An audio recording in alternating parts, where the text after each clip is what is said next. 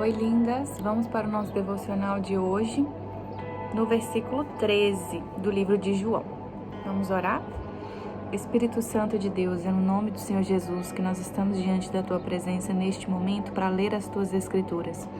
Senhor, nesta hora pedimos a Ti, Espírito Santo, que venha ler conosco a Tua Palavra, que o Senhor venha abrir a nossa visão espiritual para entender as Tuas Escrituras e ministrar no nosso coração, Senhor, o capítulo 13 do livro de João, conforme o Senhor deseja, dentro de nós e através de nós, que o Senhor venha ministrar essa palavra hoje.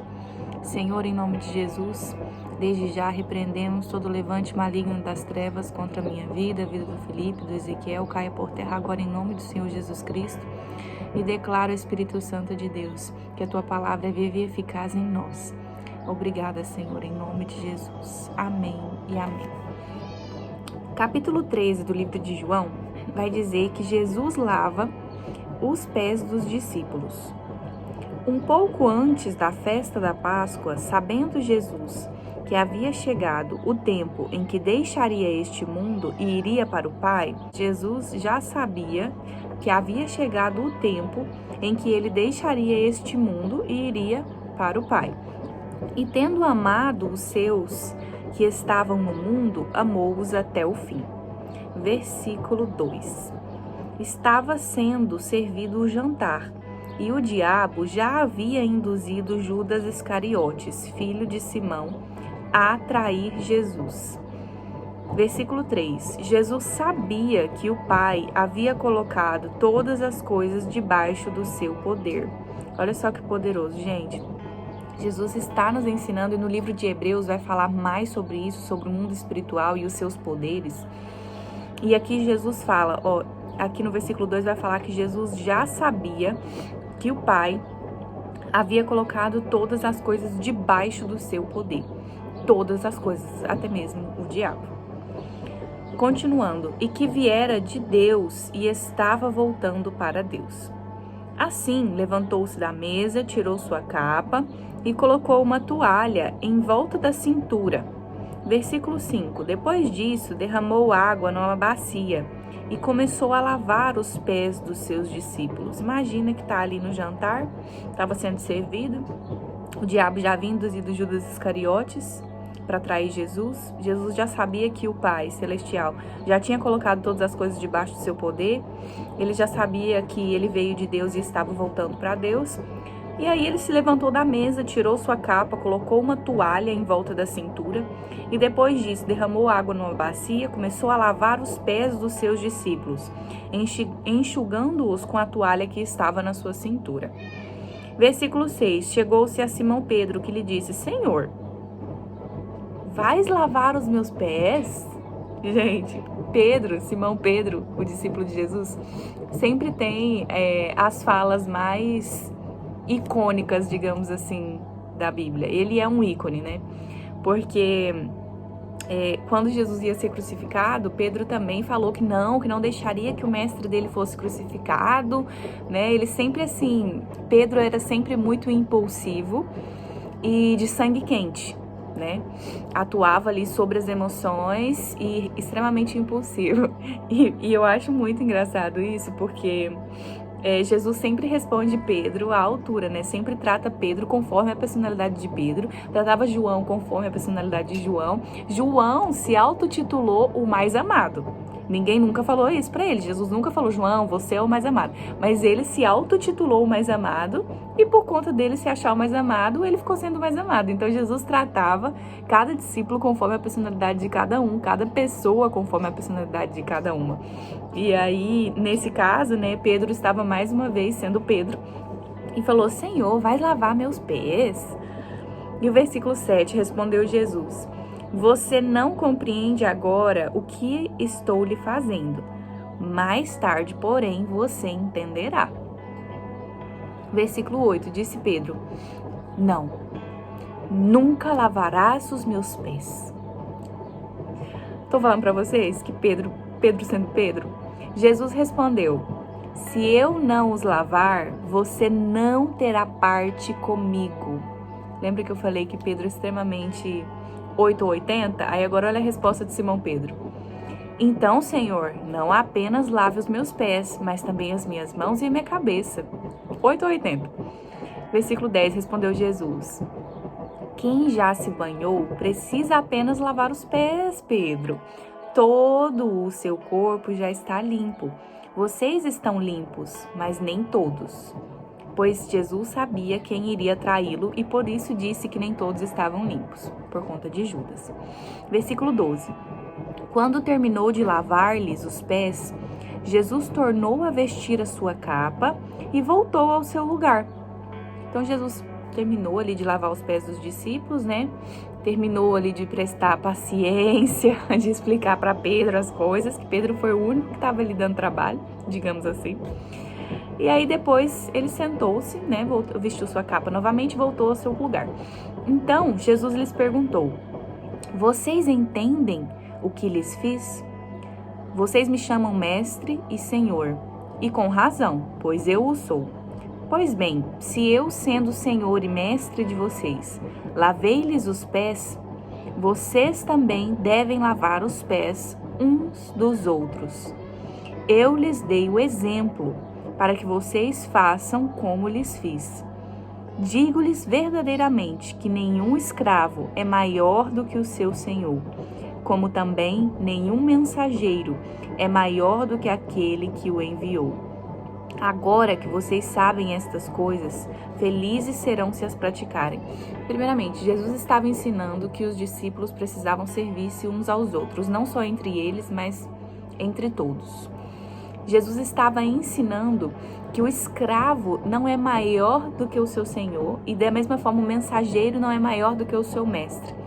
Todos estão em um mesmo nível, olhado por Deus. Portanto, que uns se sirvam aos outros, que uns cuidem uns aos outros. Ninguém é maior do que ninguém, Jesus estava falando. Porque daqui a pouco ele já ia ser crucificado. Aí os discípulos iam falar, agora a gente precisa de um mestre, nosso mestre foi embora, quem vai mandar sobre nós? Então Jesus está falando, olha, ninguém é maior do que ninguém aqui, sirvam-se uns aos outros. O mestre que está sobre vocês é o próprio Senhor. É o próprio Senhor. Então, entre vocês aqui, humanos, não há nenhum maior do que ninguém. Sirva-se uns aos outros. Tanto o escravo quanto o seu senhor, eles são iguais. Então, agora que vocês sabem estas coisas, felizes serão se as praticarem.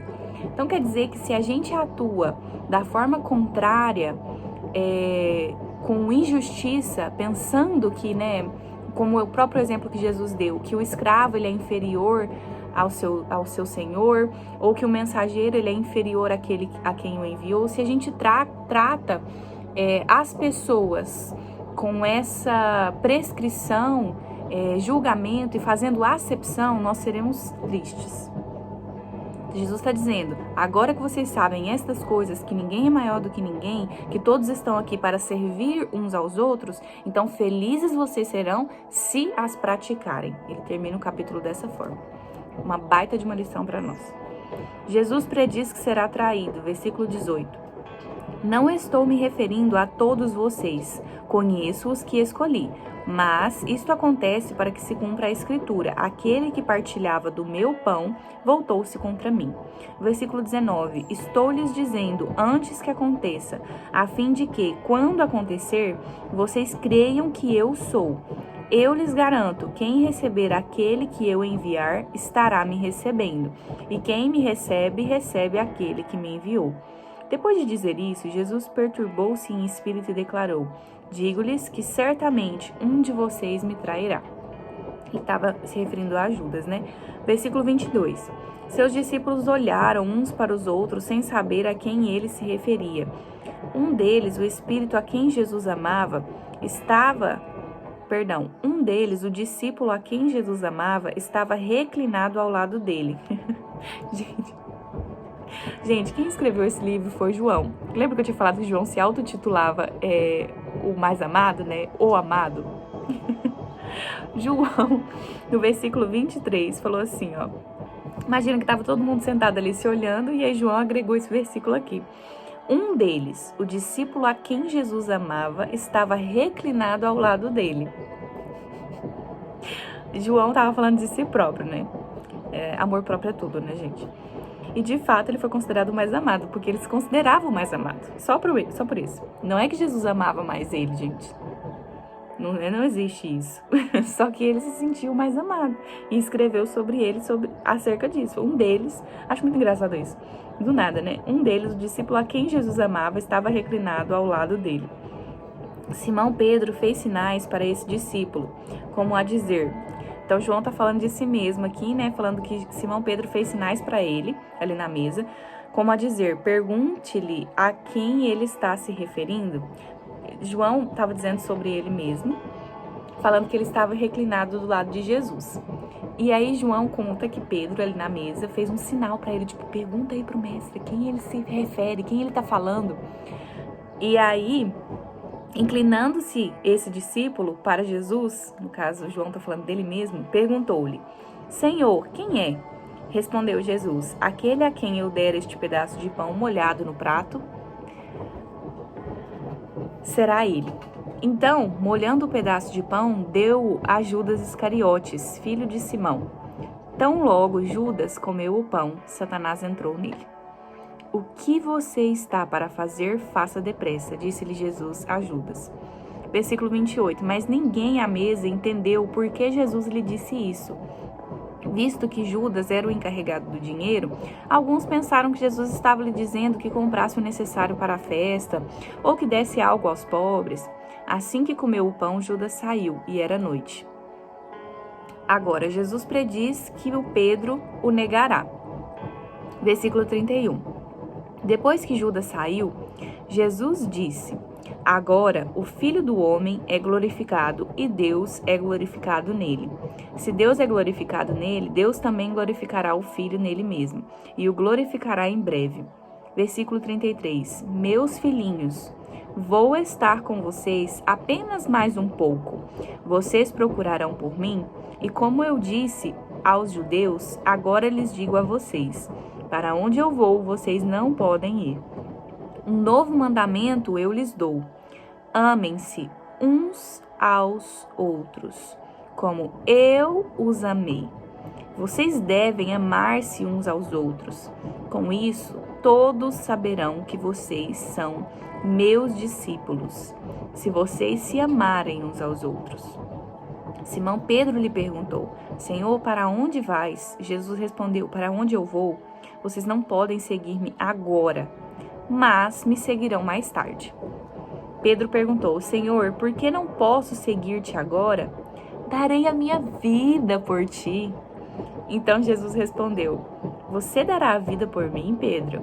Asseguro-lhe que antes que o galo cante, você me negará 3 vezes. Guardem esse versículo 38 que Jesus falou, Pedro, você dará a vida por mim? Te asseguro que antes que o galo cante, você me negará 3 vezes. Que no versículo 14, Jesus vai continuar nos contando essa história através do livro de João.